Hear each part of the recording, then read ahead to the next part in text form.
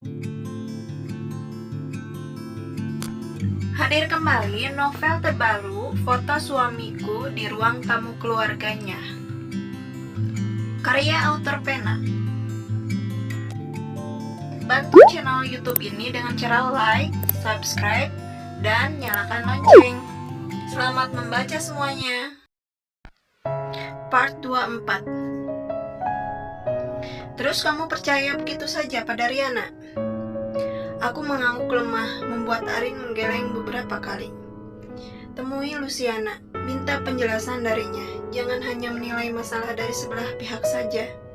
Aku nggak tahu rumah Lucy, Lin. Nanti kita cari sama-sama, ujar Arin.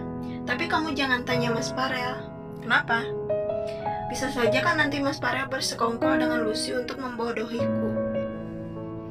Arin menggeleng. Aneh. Kalau sama Riana, setiap ucapannya kamu telan mentah-mentah. Giliran sama Farel yang notabene suamimu, kamu ragu, ujar Arin. Mendadak kepalaku pusing dan perutku sedikit mual. Rintihku sambil memijat pelipisku. Kamu kenapa? Kepalaku pusing, Rin, ujarku dengan masih memijat pelipis. Ya sudah, kamu istirahat saja dulu. Sepertinya suamiku pulang, ujar Arin. Aku mengangguk dan menatap punggung Arin yang perlahan menjauh dan menghilang di balik pintu. Kubaringkan tubuhku yang mulai terasa lemas. Jangan nakal ya nak, papamu gak ada di sini, ujarku bermonolog dengan baik. Ya Allah, biasanya kalau pusing begini Mas Farel akan memijat pelipisku, mengelus kepalaku dengan telaten, walau aku bersikap jutek padanya. Dia selalu saja tersenyum, walau seperti apapun aku memperlakukannya. Tak ada rasa marah sedikit pun padaku. Aku segera berlari ke kamar mandi ketika rasa mual kembali menyerangku. Aku memuntahkan isi perutku seperti biasanya, hingga isinya terkuras habis dan seluruh tenagaku seperti habis. Mas, gumamku pelan saat aku teringat suamiku. Ternyata berat tanpanya. Biasanya jika aku sedang mual seperti ini, dia akan setia menemaniku di kamar mandi ataupun di kamar tidur untuk memastikan keadaanku. Bahkan, sering dia gak masuk kerja hanya sekedar merawatku. Untunglah atasannya cukup pengertian. Ya Allah, aku merindukannya. Mengingat kebaikan dan kesabaran suamiku, terasa netraku mulai memanas dan butiran air bening keluar dari kelopak mataku. Haruskah aku pulang dan kembali pada Mas Farel? Aku bisa saja menelpon dia saat ini, meminta dijemput untuk pulang. Tapi tidak, aku tak boleh lemah. Aku akan pulang setelah terbukti kalau Mas Farel benar-benar tak bersalah. Aku mencoba memejamkan mata dan melupakan bayangan Mas Farel yang selalu berputar dalam benakku. Ya Allah, aku sungguh merindukannya saat ini.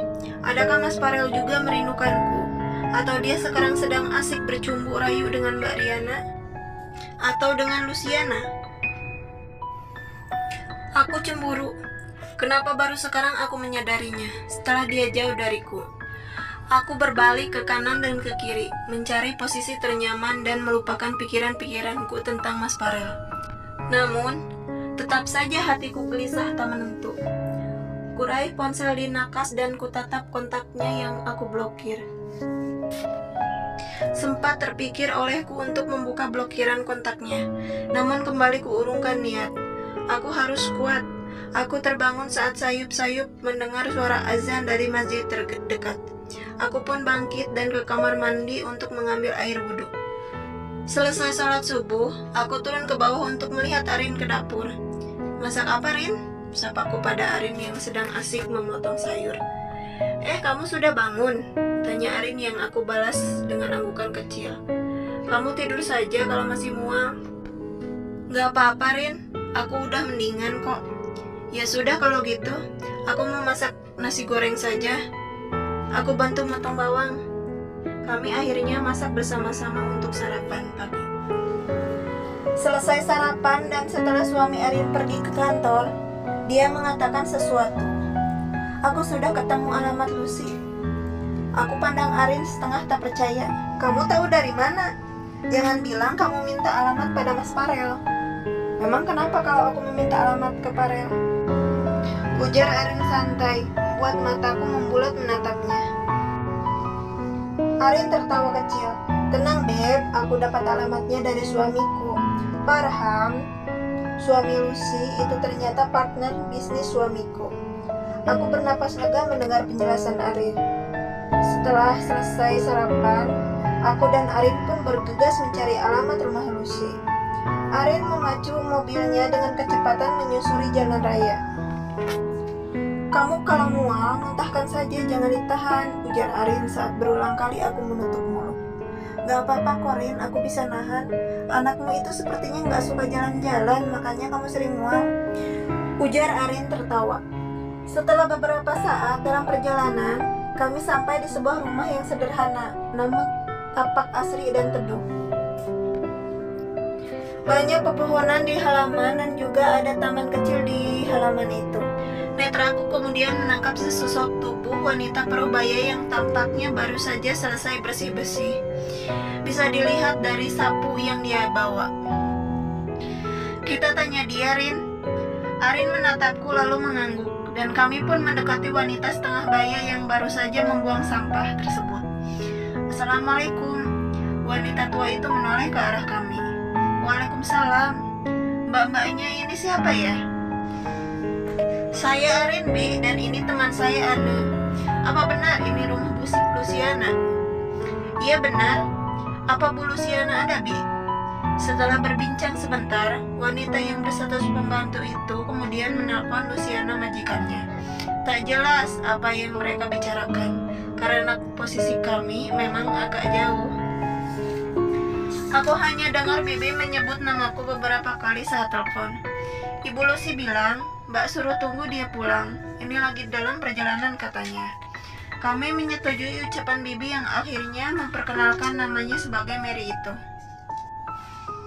Oh iya Bi, memang Bu Lucy kemana? Kataku mengulang pertanyaan yang tadi karena Bi Mary belum sempat menjawabnya.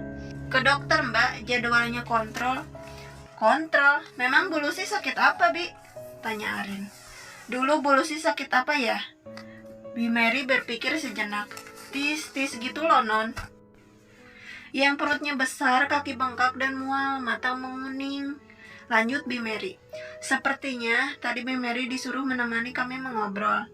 Maksudnya hepatitis Bi, ujarku memperjelas ucapan Bi Mary. Nah iya non, lama loh sakitnya. Jadi dulu suami pertama ibu itu ada sakit. Apa itu tadi Mbak? Hepatitis Bi, jawabku. Iya hepatitis. Bu Lucy ketularan suaminya, tapi alhamdulillah bisa sembuh. Tapi wajib kontrol beberapa bulan sekali. Dia juga banyak cerita tentang Luciana. Kebaikannya tentang suami pertama yang meninggal dunia, lalu Lucy kemudian menikah lagi, dan tentang suami kedua Lucy yang ternyata seorang pebisnis. Tak terasa sudah hampir 1 jam kami menunggu. Oh lama ya Bi? Tanyaku. Iya non, biasa ibu cepat loh pulangnya. Perhatian kami tertuju pada mobil polisi yang tiba-tiba parkir di depan gerbang. Teras ini menghadap ke jalan raya. Pas duduk di teras kita bisa melihat ke arah jalan. Selamat siang. Ya Pak, jawab Bi Mary. Wajahnya tampak tegang. Apa benar ini rumah Bu Luciana? Benar, saya pembantunya Pak. Begini, kami dari pihak kepolisian hanya ingin memberi informasi bahwa Bu Luciana mengalami kecelakaan dan meninggal di tempat. Innalillahi wa inna ilaihi raji'un.